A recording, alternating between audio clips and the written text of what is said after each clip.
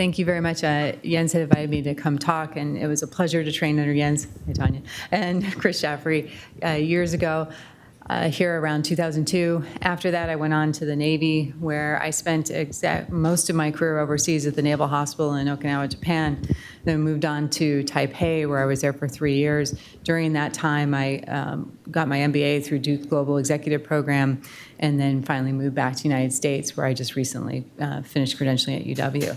So one of the topics, so this is outside of spine, but more from my MBA side, was looking at a topic that I think caused a problem for me during my clinical practice and several of my colleagues, which is when you talked about it earlier, you have a patient who's looked at things online, or they talk to their family, friends, colleagues. They come into your office with a symptom, and when they come in, they often now have a certain level of expectation of what they think you're going to do, or potentially what they think they have. And then you look at the films and their symptoms, and then you have a certain expectation of what you're going to do. And if those expectations match, the appointment usually goes very smooth, can go pretty smoothly. If those expectations don't match, or at least for me personally, I would spend a lot of time at the clinic appointment and even bleeding into other clinic appointments, trying to basically win the patient over and deal with Dr. Google. And so, speaking of which, we know that Google provides, an incredible wealth of information for patients as well as providers. However, how well curated it is another issue. And so when patients go to look at it, they had a study in from the London School of Economics that showed only about a quarter of patients even check the validity of the site, how credible is the site that they're looking at. But we do know about 75% of patients are now looking at information online before they come to an appointment. And a Pew survey showed that this is within the top 3 internet search items is looking for health information. So you may find this interesting. A couple months ago, I was over at the Seattle Public Library talking to one of the business librarians who has taken call. They take calls from people looking for information. And she said over 20 years, the number 2 call into the library is for health information. Whether it is somebody who has a new symptom and they just want to know what to do and they don't know where to look. The other factor, she says, a lot of patients will call after their clinic appointments because they don't understand what was said, and they're trying to figure it out, and can the librarian help them? So that was something I just had never thought about before, but the librarians are actually getting a lot of these calls. And she said, I don't really know what information to tell people. So and then furthermore, there is some very good information out there, but I will say, like looking at our own site for the American Academy of Neurologic Surgeons, that information is long, it's dry, and it's frankly presented in a format that may be using words that are a little bit harder for some people to understand. So the content is not very engaging. And if we believe Microsoft's recent study saying that our human attention span is now less than a goldfish. So I think the goldfish is 9 seconds and we're about 8.5. So if that's the case, you need short, engaging, impactful content that's really going to draw somebody's attention span in, especially with all the distractions we have today. And then even WebMD, which has the largest market share, usually of patients that will look online for medical content. If you go, like I put a link to their standard back pain page, there's a lot of advertisements in it. There's a lot of different areas that you can click on.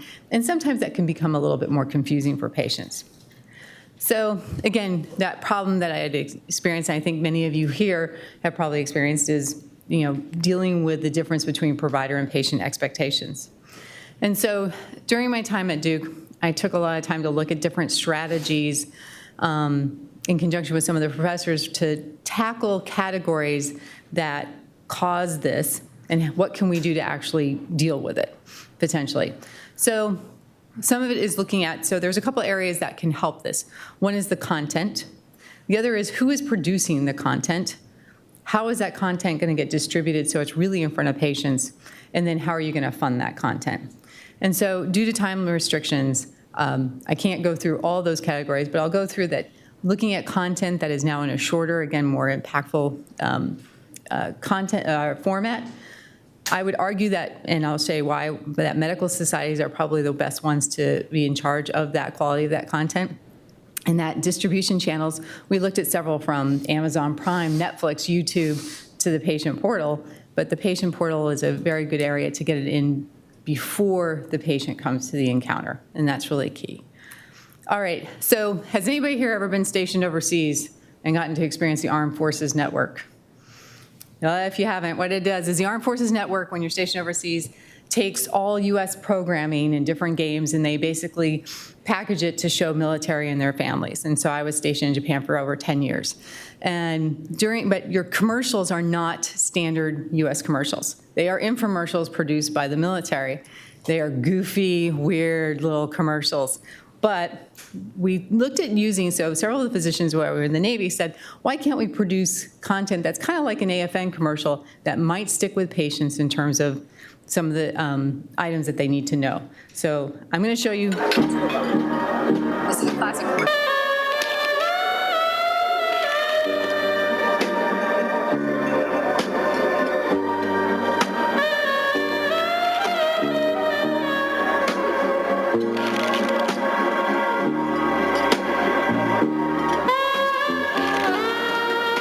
Marrying a local national? You'll have good fortune if you plan ahead. Contact your personnel office to find out more. So I guarantee you, all of you know that if you want to marry a foreign national, what you're going to need to do, which is contact your personnel office. And there's actually a DD form that you have to fill out and a few other things. So the Armed Forces Network follows some of the principles that were outlined by the Heath brothers out of Stanford, which describes how to make content sticky in people's minds. How are you going to remember it and use it to go forward? So the idea is a simplicity, a concreteness, a credibility, put emotions in it and give people a storyline or a mental simulator to go on. So I have to show you one more commercial because this is what encouraged people to wear seat belts, and I'll show you what it did. As a leader, I'm concerned about the safety of my Marines. Some people think having front and side airbags in their POV is enough protection, but you've got to use safety belts too. And if there's an automatic shoulder harness, don't count on that alone. You also need to wear your lap belt. Look, in my time in the Corps, I've seen some nasty car crashes. That's why I buckle up every time. Besides, when you're as pretty as I am, you got to protect your assets. Always wear safety belts, always. Like I said, I did 10 years of those commercials, okay? I can tell you about most of them. But people remember them, and even the physicians will talk. A lot of us who have been stationed overseas will talk about these commercials and some of the details behind them, and we can actually reverberate, like, literally the form that you need to fill out. And so not only has the Armed Forces used some of this format, but like in New Zealand, several of the government websites will take, and this is just a screenshot from that, will take some of their dry information this is the New Zealand tenancy website, which deals with rentals in New Zealand. And they'll interspace videos within it that are actually very similar to what you just saw for the AFN video that try to summarize the content in about 30 to 40 seconds. And so this way, if people just want a quick summary, they click on the little video. If they want more details, then they can go into the website. But the idea behind this is, can these videos, can a short clip about, for example, back pain beliefs change set expectations? And so there's a study out of Australia that says, yes, it can. Back in the late 90s, a group out of Australia did a study where they looked at a media campaign for commercials that was run in Victoria province, and then they compared it to people who did not see it in New South Wales. And this looked at back pain beliefs, how you should approach it. They used some famous athletes and some recognizable figures to give the television commercial. So this commercial ran for a while in Australia, and then they followed out the effects after it had ended. And what they found was that it did definitely give an effect with an absolute reduction in medical claims for back pains by 15% and a reduction in medical costs related to a back pain claim by 20%. So they saw this across Victoria versus New South Wales. And then they went on to say, hey, does it last? And so there was a follow-up study in Spine that showed even years after the campaign had ended, people still remembered the information several people remembered a lot of the information that had been presented. And it's not just patients that remember the information. We know there's a lot of variation among practitioners. even related to common symptoms. And so the effect had to affect both general practitioners as well as patients. All right, so what can we do? One of the things is creating, again, shorter videos. Now, you can't summarize a lot of the things with back pain in just 30 seconds. It's harder. But keeping it at least under 2 minutes, we found that looking at some of the different lengths of videos, that people drop off at about 1 minute and 53 seconds on average. So looking at this over YouTube. If the content's very engaging and funny, they might stick with it longer. But otherwise, you're going to start losing people within 2 minutes. So, and at the same time, who should make the content? Well, right now we have different healthcare systems that will produce their own content. We have private companies that are producing medical videos, and then there's like the Wellness Network, which just acquired another company in Maryland who produce educational videos. In general, these videos are longer, they're dry, they're not quite as engaging, and they're still not at the level that will really grab people in. So now we have medical societies now, for example, the North American Spine Society. A lot of times that society, like I'm on the payer policy committee, will reach out to different societies like the AAOS, the AANS, and say, hey, we want a general policy or general guidelines to deal with a certain situation. They present it to payers. Well, you can also do a general guideline that is endorsed by a couple of societies on common symptoms, for example, the workup of acute low back pain and what to expect in about the first 6 weeks, and produce a video from it. Now, I'm not a funny person, but again, you'd have to use a company to try to make it more engaging or bring in celebrities. I mean, I don't know, the Kardashians could tell somebody about back pain or something, but people might then actually stop and take a look at it. But how, and the other thing is if you start charging for these services, then what happens is if somebody's making money off the back videos, then everybody else gets in the game. People won't necessarily pay for it. Individual providers who are in smaller solo practices may not want to, the content can be quite expensive to license. And so you get dropout of use. So by making it free, if the medical societies produce it, what's nice is the members go across multiple hospital systems. They go across multiple individual providers. And if it's endorsed by the medical society, what's nice is if you look at some of the guidelines, it kind of comes from, again, from the society. It's not just from an individual group. And hopefully would help with adaptation or adopting that. Within the state of Washington, there's actually, for free patient decision aids, the state will review it, and if they feel it's worthwhile, they'll endorse it as something that is worthwhile for patients to watch. Now, the difficulty is, how do you get this in front of the patient? So we can create all sorts of stuff, and NAS created this 9 for Spine campaign that only about 9,000 people have viewed. Okay, we tested a video where within 2 days, it had 19,000 views, and it depends on how you get it in front of patients or people. So even though we don't have the big 3 airways anymore, or at least when I was a kid, there was 3, and you saw the commercials from that. So they may not rule the airways anymore, but YouTube does. And if you create short videos, for example, the WNS has their own YouTube channel, most of the medical societies do, you can put that content for free on their site. But really, that's not, a lot of people don't know what the AANS is or the AAOS, and it doesn't show up high in any Google search. So you really want to get in front of the patient. And what we looked at is options for that. So can you get it through, let's say it goes on Netflix or Amazon Prime is one of their video sections. Can they produce it? We looked at, again, from Hulu, just plain YouTube channels. And what we found is you can, talking to people at Epic, you can link a short video into the patient portal. So if a patient's coming in for their general practitioner for low back pain, not only do they get that little text message that says, hey, you have an appointment, but it can also link them to a link that says, by the way, before this appointment, watch this very short video.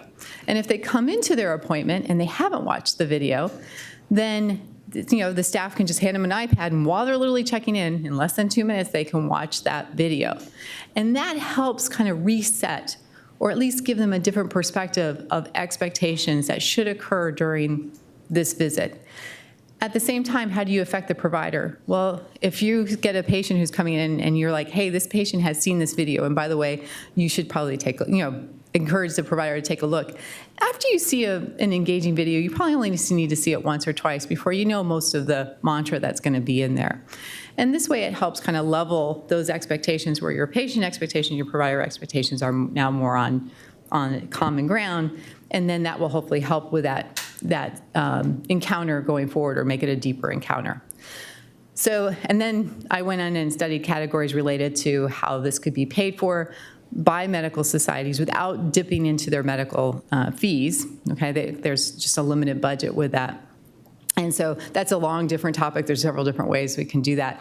And so currently, actually, I am working with the AANS. I've sent them a lot of the proposals and talking with Dr. Shaffrey, who's now the president for that, who is interested in looking at some of this and what can be done potentially through the AANS. And I'm looking in the process of trying to get starting a study up at UW where I want to test this proof of concept. Let's put a video out there. Let's get it in the patient portal. Let's see what works. Does it work? I'm thinking it will work, but does it work? Does it not work? And if it does work, how can we tweak it to make it even better potentially? Again, looking at different options.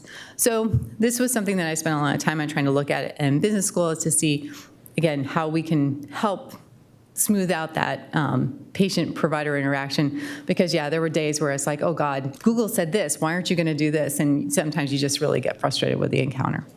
So again, I try to make that fast. Sorry, I tend to speak quickly. And so if there's any questions, thank you again for having me here.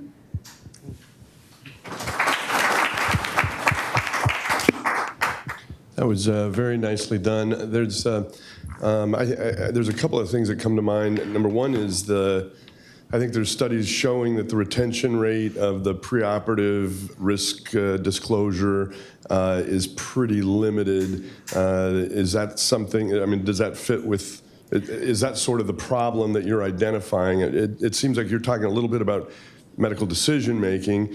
That's maybe not decision-making so much as retention, but is that in the same? So it's the same, so patients, the longer the video, the drier it is. Patients just, they retain it, it's known that they retain a small portion of it. So if you're just talking, it's less than if there's at least a video they can watch. Even the style of the video, whether it's being hand-drawn, where you tend to get more people who will watch the hand-drawing of the characters. Again, there's different levels of retention for that. And again, from the AFN standpoint, do you make it kind of funny where they might go, haha, I wasn't expecting that, and I'll remember it. This is more suited towards common symptoms, like the workup of back pain. So there's patients, I used to get patients that come in and go, I've had back pain for a day, I need an MRI. Well, no, I need narcotics, And you'd spend a lot of time trying to kind of undo, well, I heard somebody over here, there's a blog that said I got this, and why aren't you doing this? So this is kind of to look at that. You can expand it ultimately into patient decision aids, particularly with surgery. Like, are you going to go with your lumbar, discectomy for your radiculopathy, or should you go to the pain clinic, things like this, and you can outline it a little bit farther. But I would say that how you're going to create the content should be more engaging so that people will hopefully remember it, and it has to be short. With it, again, people just drop off, and especially in today's world, there's something more interesting on, they'll watch cat videos, but they won't watch a back pain video. So one of the things that I often caution patients about is to look at the websites and see who the sponsors are, just to kind of remind themselves about how things might be skewed towards using that product. And cautioning patients as well, you talked about our short attention spans. If somebody does a Google search, all the highest paying sites are going to be towards the top there, and they're not going to look any further than maybe the first 1 or 2 pages on a Google search. One of the other things I wanted to share is when I was a nurse, before I became a nurse practitioner, this was 21 years ago, I was working on a cardiac unit, and we used to have videos that we would have patients watch before a stent procedure or pacemaker, or AICD, things like that, so you could make the patient expectations and physician expectations a little bit more congruent and help them anticipate what their clinical course is going to be like. And it's interesting how we haven't been able to translate that very well in healthcare, given the fact that, there's so much more portability with videos and things like that, where you really have failed, I think, in some ways to really kind of harness that and use it for patient care. Yeah, and they're worried, like, with the idea, you've heard probably articles recently about medical misinformation and, with the vaccines and different concerns. And so some of that is out there saying, hey, medical societies are through the AMA, I get the AMA information too. It's like, shouldn't medical societies take more responsibility to create the information that patients see and curate it well? And I do think medical societies need to step up for that. It's not just for their members, but false information or somebody's blog is not helpful to the treatment of a patient. That's what I would argue. One further question that I had, there are outcomes instruments like Oswestry or others, focus on what we think are going to be the concerns of the patient, but there's been kind of some discussion of polling the patient about what's important to them and creating patient-generated outcomes tools that then see how they do from a procedure relative to what they're seeking. I mean, that also seems to me like something that would help align patient goals with the provider goals. Yeah, and encouraging the patient. So even if they're watching a video, like, there's a lot of patients that they'll come in and they're really concerned they have cancer. Or there's some other deep concern. They're not going to be able to do their job or something, but they don't necessarily tell you, or your intake forms don't ask it. I remember, I think Dr. Shaffrey had a nice intake form that said, hey, what are you most worried about at the end? What's your real question that you have? And so we'd often look at that to try to address that concern. But putting that in there to emphasize to patients, hey, you need to ask. If you're worried about cancer, let us know, because sometimes they're embarrassed to even ask the question. I do a great talk. My name is Eddie. I'm one of the fellows. I'll be in practice pretty soon. And I think it's a great idea to create these videos for your patients. Just curious, will there be any barriers from the hospital system or any limitations that you foresee if I were to incorporate that in my practice? Yeah, so when it comes down to this, it's actually from a malpractice malpractice insurance standpoint. So one of the things we've been looking at with the AANS is, like, if you show, if they have a video that's been created, and of course somebody can say, you can write disclaimers all over the place, but somebody might say, well, you gave me medical advice, so who am I going to sue? And then if you're not licensed, they're in Texas and you're in New York, and you don't have insurance there, how is this going to work? So there is actually e-insurance. I think at Lloyd's of London, we looked at potentials for this e-online health insurance that will cover hopefully that whether the AAS can purchase it to blanket cover the videos and any potential outcomes that somebody might try to sue for. Because right now, even when we post videos on, I'm part of the digital content committee for the AANS, so when a video is posted, if somebody puts it online, well, let's say somebody here from Swedish posts a video to help the AANS. Well, is Swedish going to cover that person if they're sued by somebody in a different state who saw it online? So these are potential barriers, and dealing with that insurance is one way to hopefully get a wider adoption of it. But it's an insurance, like, I called several different firms who are like, there's no such thing, and then finally we found a specialty firm in London that will do it and cover it globally. Diana, really nice talk. Do you know if there's any data regarding use of modalities like videos and other types of media, sort of social media outlets that sort of pertain and affect patient satisfaction? In other words, are you or your department or the university doing anything sort of outside the box to try to change the perceptions and then to try to match that patient expectation in order to get better patient satisfaction scores? Yeah, so the UW, I can tell you, I asked them when I was doing the induct like a month ago, and they said, no, we don't touch anything on social media. One thought is, so for example, in fashion, there are bloggers who have almost 2 million or 3 million followers, that some of the big fashion houses will actually try to get a hold of these bloggers and say, look, come to our shows and show us, and we'll even give you free stuff because you're an influencer. And so one thing I think some universities and even medical societies have to look at is accept there are influencers out there who are not necessarily a neurosurgeon. In fact, some of the biggest influencers related to back pain are chiropractors. I went on a site that the chiropractors are actually have, a couple million followers.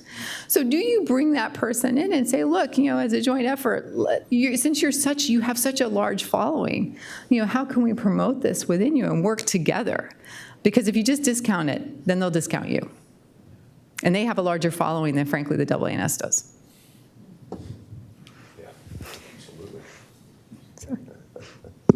Great talk. Yeah, one more question. You mentioned some of the legal quandaries about creating these videos. Is there any legislation to protect physicians? I mean, you think about all the videos out there that aren't by physicians for products, we'll call them just to be nice, and nobody seems to sue them. At least I think they don't.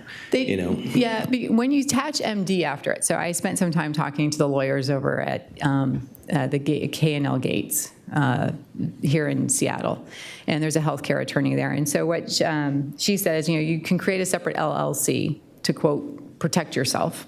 All right. But even then, once they find out that there's a physician behind it, and they're like, well, hide all your information. Don't say that you're a physician. Well, part of the credibility factor is like, hi, I'm a physician, and this is what I think. And so if she said, look, there's going to be people that are going to go after it. You're a physician. This is therefore medical advice. It's not medical education. And it doesn't necessarily, and she said, they will lose likely the lawsuit, but the legal fees will kill you. And so I recommend get insurance of some type to cover it. Is there any legislation coming through the lobbying committee of the AANS or the CNS to try and protect people? Not that I know of. I do know for the state of Washington, one of the ideas behind those patient decision aids that might be able to be expanded is that if they certify a patient decision aid and a patient uses that to get a procedure, there might be a form of legal protection for the provider or institution because that state of Washington healthcare authority had certified that. So this state is probably one of the most progressive in the United States, and therefore maybe bringing that forward, like at the Washington Health Alliance, which is a big group that can push this forward within the state. Just to amplify that, so the state of Washington, and I wasn't aware that it needs to be certified, but if you document that you used a shared decision-making platform with your patient in deciding to move forward with surgery, that does offer the physician an added measure of malpractice protection in the state of Washington. And I guess it has to be a certified decision-making aid. Is that right? So the state of Washington lists several of the certified aids. Yeah. There's a couple of companies that are clearly very involved in that. But if you call the company and ask them, in order to get their videos, you do several years of contracts. It's thousands of dollars. So again, it comes down to that cost thing, especially if you're a small provider in a single practice. Are you going to spend thousands of dollars on this or not? And I think that's where people are going to start dropping out unless it is free. Now, the state of Washington said they did just recently change where they said if you charge for the video, we are going to charge you $3,000 to certify it. But if you offer the video for free, we'll look at it for free. So. Great. Any other comments? Well, thanks so much. That was a fantastic talk.